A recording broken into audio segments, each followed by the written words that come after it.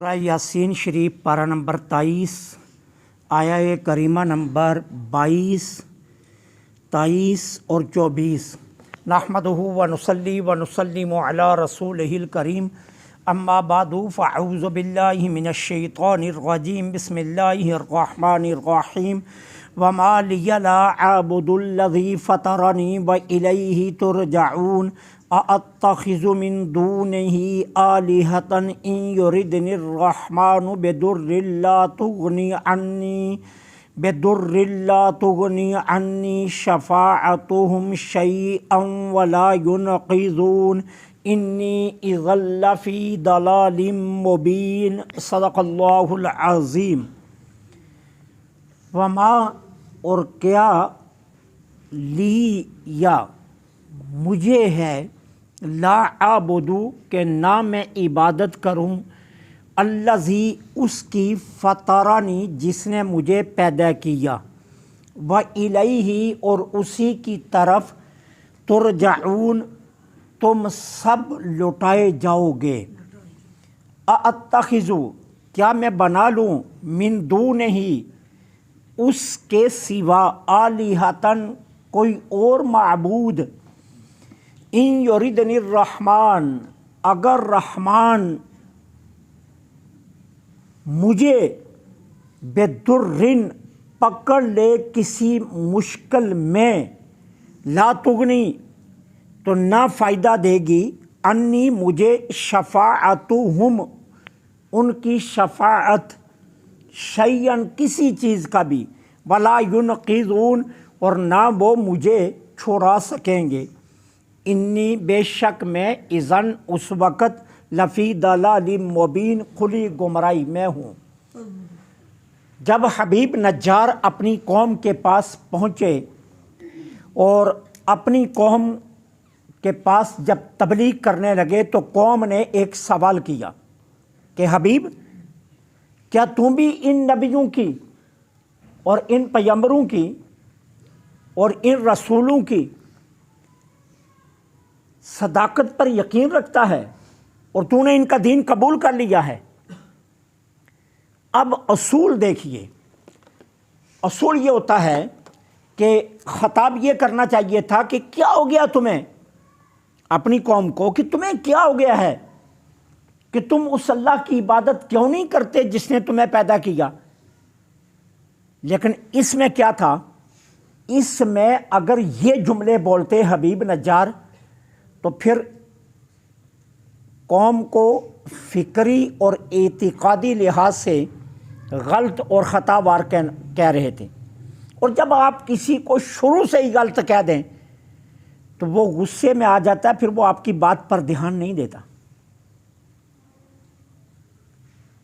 اب حبیب نے حکمت سے کیا کیا، اس ساری بات کو اپنی ذات کی طرف منسوب کیا۔ انہیں نہیں کہا مجھے کیا ہو گیا ہے کہ میں نہ عبادت کروں اس اللہ کی جس نے مجھے پیدا کیا، حالانکہ حبیب تو پہلے ایمان لا چکے تھے، وہ تو ان رسولوں کی تلقین سے مومن بن چکے تھے، اور پھر کہہ رہے ہیں مجھے کیا ہو گیا ہے کہ میں نہ عبادت کروں اس اللہ کی جس نے مجھے پیدا کیا۔ یہ ہوتا ہے واز کرنے کا خوبصورت طریقہ۔ تو اب انہوں نے وہ خوبصورت طریقہ جو اللہ قرآن میں فرماتا ہے نا، ادعو الی ربک بالخاصہ، نہ کہ لوگوں کے بلاؤ اپنی جانب اچھائی کے ذریعے، تو یہ ہے اچھائی کے ذریعے۔ انہیں غلط نہیں کہا، اپنے آپ کو کہا کہ مجھے کیا ہو گیا کہ میں اس کی عبادت نہ کروں کہ جس نے مجھے پیدا کیا۔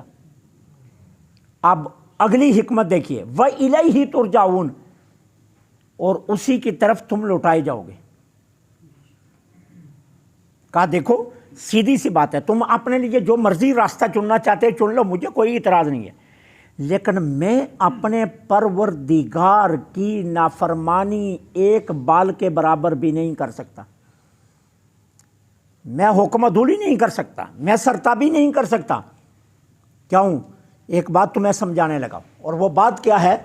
کہا بات یہ ہے کہ کتنا عرصہ جی لو گے، پھر لوٹ کر جانا ہے نا اس کی طرف، اور اگر ساری زندگی گناہوں میں برباد کر لی تو بھلا بتاؤ اس کو کیا منہ دکھاؤ گے؟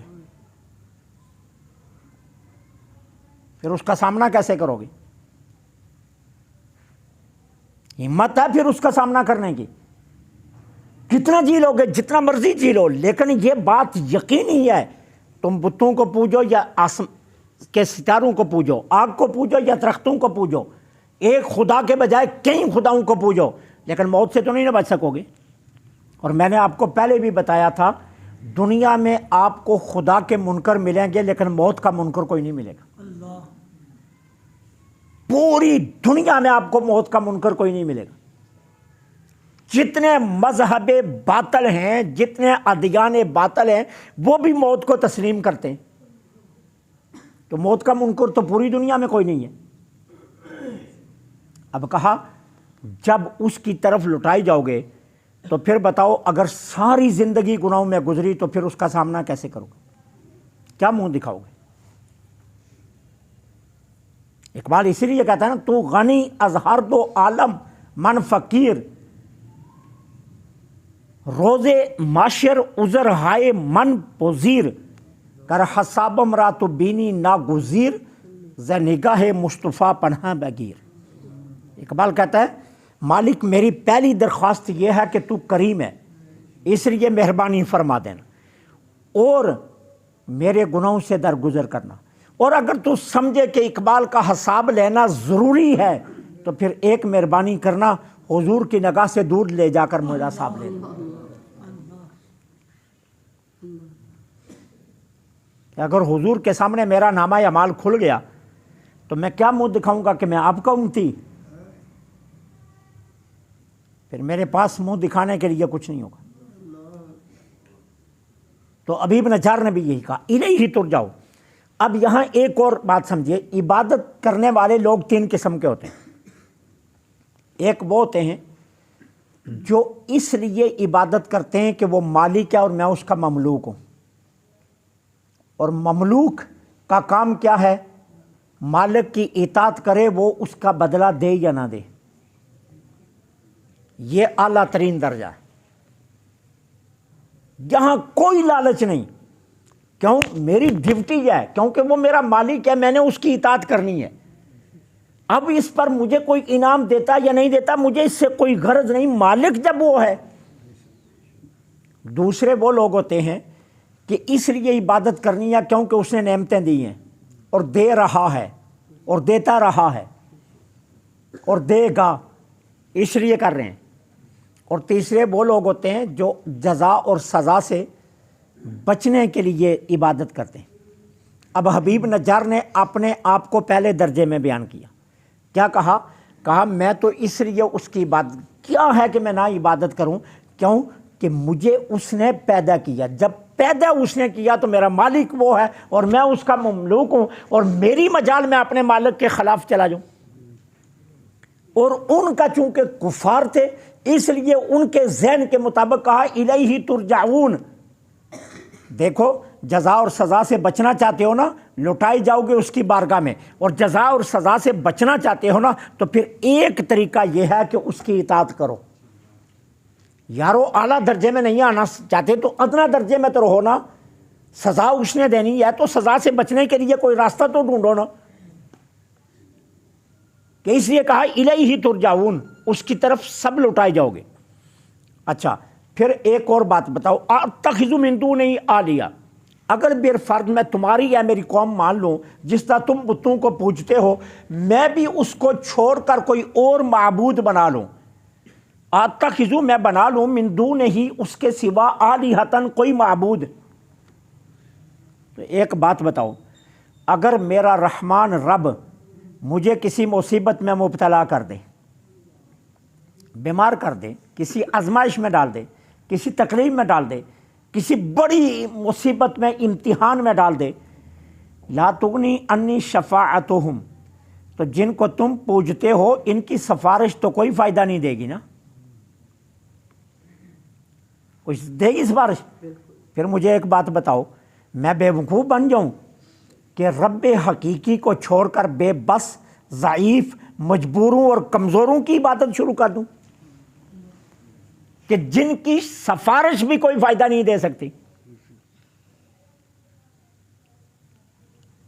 ولا ینقذون، اور نہ وہ مجھے رب سے چھڑا سکتے ہیں، اگر رب پکڑ لے تو مجھے چھڑا بھی نہیں سکتے، آزمائش میں ڈال لے تو بچا نہیں سکتے، آزمائش سے نکال نہیں سکتے، ان کی سفارش کام نہیں آ سکتی، بلا پھر اتنے بے بس اور مجبوروں کو اپنے حقیقی رب کو چھوڑ کر میں کیوں پوجوں؟ اور تم ہی مجھے بتا دو کہ اگر تمہارا رحمان رب تمہیں آزمائش میں ڈال دے تو جن بتوں کو پوجتے ہو ان کے سامنے جتنا مرضی گر گرا لو، یہ چھڑا لیں گے تمہیں؟ یہ تو نہیں تمہیں چھڑا لیں سکتے۔ تو پھر کیوں ان بے بسوں کو میں پوجوں؟ اور سنو، انی اذا لفی ضلال مبین، خدا نخواستہ اگر میں ایسا کروں، اپنے حقیقی رب کو چھوڑ کر کسی اور کو معبود مان لوں، تو مجھ سے بڑا گمراہ کون ہوگا؟